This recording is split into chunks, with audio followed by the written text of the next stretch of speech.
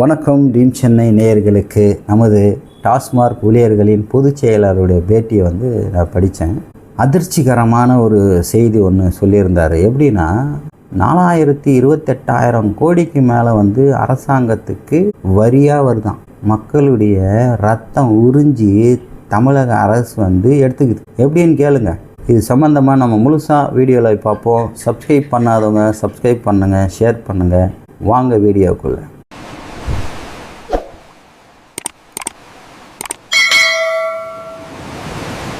$48,000 கோடிக்கு மேலே தமிழக அரசு மதுபான பாட்டிலில் வரி போட்டு வாங்குது.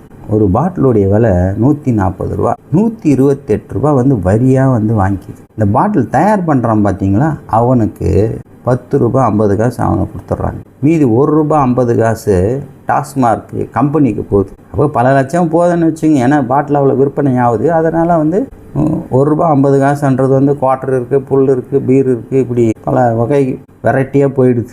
அது அமௌண்ட்டில் அவங்களுக்கு நல்ல சம்பளம் ஏறிடுதுன்னு வச்சுங்க. இந்த 10 ரூபா 50 காசு கம்பெனிக்கு போகுது, 10 ரூபா 20 ரூபா டாஸ்மார்க் ஊழியர்கள் எடுத்துக்கிறாங்க.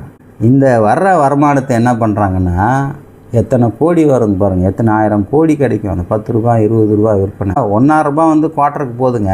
இவனுக்கு 20 ரூபா 10 ரூபா 15 ரூபா எடுத்துக்கிறாங்கன்னா எத்தனை ஆயிரம் கோடி ஊழியர்களுக்கு போகுதுன்னு பார்த்துங்க. அப்போ ஏன் இதில் தலைவர், பொதுச் செயலாளர் இந்த மாதிரி ஏன் இருக்க மாட்டானுங்க? ஏன்னா வருமானம்.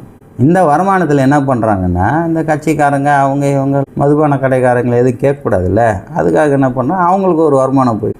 இப்போ புதுசாக கட்சி தாவேக்கா வந்த உடனே இவங்க சொல்லிட்டானுங்கப்பா, நீங்கள்லாம் கொண்டு கொடுக்காதீங்கப்பா, பிரச்சனை பெருசாகிடும், நீங்களே எடுத்துங்க அப்படின்ட்டாங்க. இப்போ அவங்க என்ன பண்ணுறாங்க, அந்த கொடுக்க வேண்டிய வரி பணத்தை, அவங்களுக்கு கொடுக்க வேண்டிய மாமூலை அரசாங்கத்துக்கு சேர்த்துட்றாங்க. அதுவே பல 100 கோடி வருமானமாக அரசாங்கத்துக்கு புதுசாக வந்திருக்குது. ஸோ அப்படி இருக்கும்போது நான் என்ன சொல்கிறேன்னா, மக்கள் ஏதோ கஷ்டப்படுறாங்க, ஏதோ சரக்கு அடிக்கணுன்ட்டு ஆசைப்பட்டு எல்லாருமே பழகிட்டாங்க.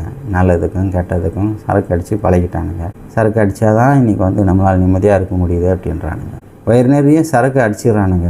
அது கடைசியில் என்ன ஆகுதுன்னா, சிறுகுடல், பெருகுடல், மலக்குடல், கிட்னி, லிவரு, இதில் இருக்கிற குட் பாக்டீரியாஸை மொத்தமாக அழின்னு போயிடுது. கடைசியில் என்ன ஆகிடுது, அவனால் நிற்க முடிய மாட்டேங்குது, உட்கார முடிய மாட்டேங்குது. இந்த மாதிரி ஸோ அவனுடைய உறுப்புகள் எல்லாம் செயல் இழந்து போயிடுது.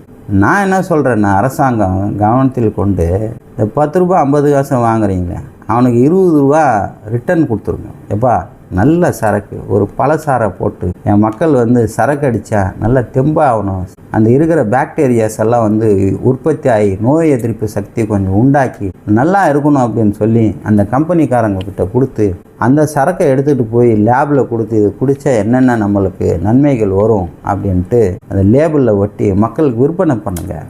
அது இல்லாமல் ஒரு 10 ரூபா 20 ரூபா குறைங்க. எதுக்கு அவ்வளோ வரி எடுத்துக்கிறீங்க? மக்கள் என்ன ஆகுறது? மக்களுடைய ரத்தம் தானே அது. மக்களுடைய ரத்தத்தை ஏன் உரியிறீங்க? அதனால் அரசாங்கம் கருத்தில் கொண்டு வந்திருக்கிற புதிய அரசாங்கம் பல கடைகள் மூடி இருக்கிறதா சொல்கிறீங்க. இதனால் பல ஊழியர்கள் பாதிக்கப்படுறதா சொல்கிறீங்க. எப்படிங்க பாதிக்கப்படுறாங்க? அவங்க ஒரு பாட்டிலுக்கு 10 ரூபா 20 ரூபானாலும் எவ்வளோ லட்சம் அந்த மக்களுக்கு வருமானம் வருது. அவங்க எப்படிங்க அவங்க பாதிக்கப்படுறாங்க அப்படின்னு பார்க்க வேண்டியதே வருது. எனிவே இது அந்த டாஸ்மார்க் ஊழியர்களுடைய மாநில பொதுச் செயலாளர் தெரிஞ்சதுக்கப்புறம் தான் எனக்கு எவ்வளோ விவரமோ தெரிஞ்சுது. மக்களாகிய நீங்களும் இதை தெரிஞ்சுக்கங்க. அரசாங்கமாகிய இதை கருத்தில் கொண்டு மக்களுக்கு என்ன நன்மை செய்யணும் அப்படின்றத கருத்தில் கொண்டு அவங்களுக்கு செய்யுங்க. ஒரு நல்ல சரக்காக கொடுங்க. அப்படி இல்லாட்டி அந்த சரக்கை கடையை மூடி விட்டுருங்க. எனிவே இது போன்ற வீடியோக்கள் பிடிச்சிருந்தா சப்ஸ்கிரைப் பண்ணுங்கள், ஷேர் பண்ணுங்கள். நன்றி, வணக்கம்.